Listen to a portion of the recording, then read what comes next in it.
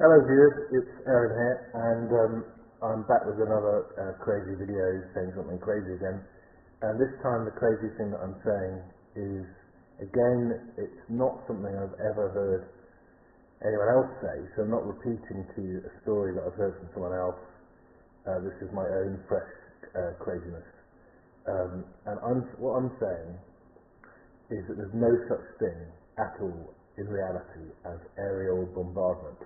At all. So previously I've said, nukes are fake, certain advanced weapons are fake and so on. But also just aerial bombardment is fake.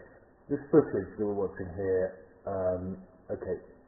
when you see, for example, carpet bombing, like you're seeing in this footage here, and I think you can see the explosions themselves look pretty fake, but this footage of the actual explosions going off just doesn't look real, but even forgetting about that, we can just look at it from a simple physics perspective.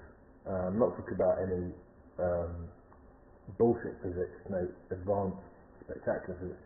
Just straightforward momentum. Look at this plane. It flies straight and level. This is what you see in all footage since they started hoaxing aerial bombardment, which I think was in 1913 they started the first aerial bombardment story, which was some Italian pilot taking some grenades up in his biplane above Libya, I think it was, and then deciding to just throw grenades out when he was flying somewhere near a town. Alright, so if we just think back to the start of this story, why do you believe there is aerial bombardment? It's because you've been shown it ever since you were a little child, right? You've been shown this footage all your life. You've been given toys to play with that are like planes and bombers. I used to get Airplane magazine. I used to read up on all the, latest, AMRAAM missile variant upgrades with a new homing in system. I used to read about all this stuff. It's all rubbish.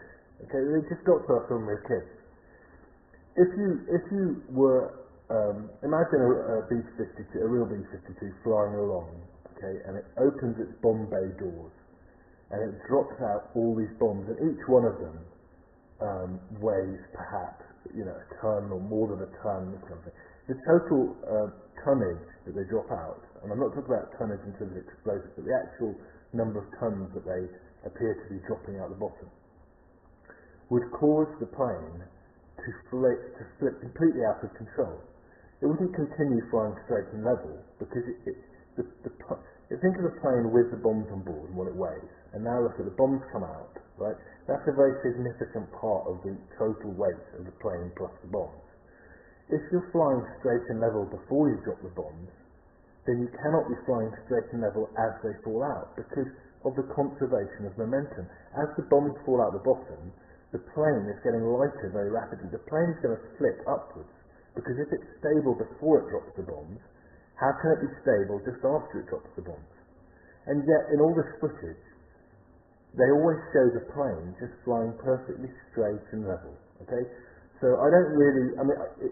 There's many other ways that you can look at this and see it's fake. Because from a political point of view,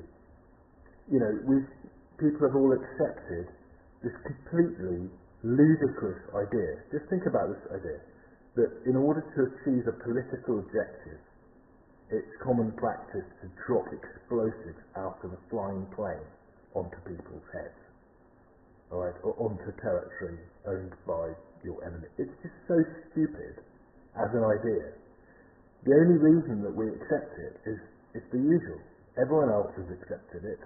You accepted it when you were a small child. If it seemed ropey to you as a small child, then you at least you accepted it to the point of not really questioning it anymore and focusing on other things. So at least they got you to just move on from it if it made you feel a bit head scratchy, and at least you just thought about other stuff, and you probably haven't come back to ever reconsider the basic question of whether it's possible to have aerial bombardment from either a political point of view or a physics point of view. It doesn't really make any sense in any respect. But because they've built so many stories in terms of history and current stories about bombs being dropped, nobody really stops to think, to question whether there is any such thing. But because I'm particularly mad, I always question things that I always find myself questioning things that other people have perhaps forgotten to question or don't think is worth questioning, or just didn't really think that there was any question to be asked because it's just so accepted. But given the fakery of all the other military footage, why would you accept the idea that there are these planes that can drop bombs? I mean, the actual planes themselves, the Qatar bombers, many of them, perhaps all of them, just don't really exist in practice. I mean, I've never seen any of these bomber planes myself. I've been to air shows, and I've never seen any of these big bombers. Certainly some of the more fancy big bombers, like what they call the stealth bomber. These things don't exist. They just made like a model and wheeled it around a runway and filmed it and talked about stealth technology. All this stuff. They don't exist, those bombers. So the footage that they show of them dropping bombs is fake necessarily, because that type of bomber plane simply doesn't exist. It's a story about how clever they are at making amazing radar stealth technology. It's just another story. It's like, it's just that Iron Man. If you saw him, if it was Tony Stark saying he'd invented it in the Avengers, you wouldn't necessarily think it was real. But because you heard it from, I don't know, CNN or something, you thought it was maybe real. But, now hopefully people are a bit more awakened to the fact that, you can't really trust a single thing that these news outlets tell you. So, if you can't trust the historical record, and you most certainly can't, and you're told about historical aerial bombardment by the same people who told you about the Holocaust and nukes and all sorts of stuff, and Hiroshima and whatever, there's no reason to believe it just on face value. And if you can't see a bomber, and you can't see a bomber flying, and you don't see them, and you don't see bombs being dropped, and you've never seen a bomb being dropped in reality, or you've never seen, convincing evidence of a bomb site where a bomb has hit, you've just been told stories, then why would you believe it? Why would you start? I think it's just a question of epistemology. I don't think it's a good idea. I don't think it's a wise thing to start by assuming that these things, that these proven liars have told you is true. You should start by assuming that they are proven liars and everything's a bit questionable. And think about it. If you just think about aerial bombardment, it's extremely stupid. And that is characteristic of all of these hoaxes. If you just think about it afresh, as if you'd, visited planet Earth for the first time, planet Earth, not planet Earth. You visited the Earth for the first time, you hadn't been brainwashed, and you were simply told these stories as a thinking, mature adult. Would you just accept these stories? If you hadn't, been exposed to all this Top Gun and a million films featuring aerial bombardment, would you accept it? This story, it sounds pretty far-fetched, doesn't it? We use these planes to drop explosives in metal canisters onto people whose governments we have a political difference with as a means of achieving something. It's just bonkers from any point of view, whichever way you look at it. Anyway, I don't believe it's real, and I hope that you might at least consider the idea that it's not real. Anyway, there we go.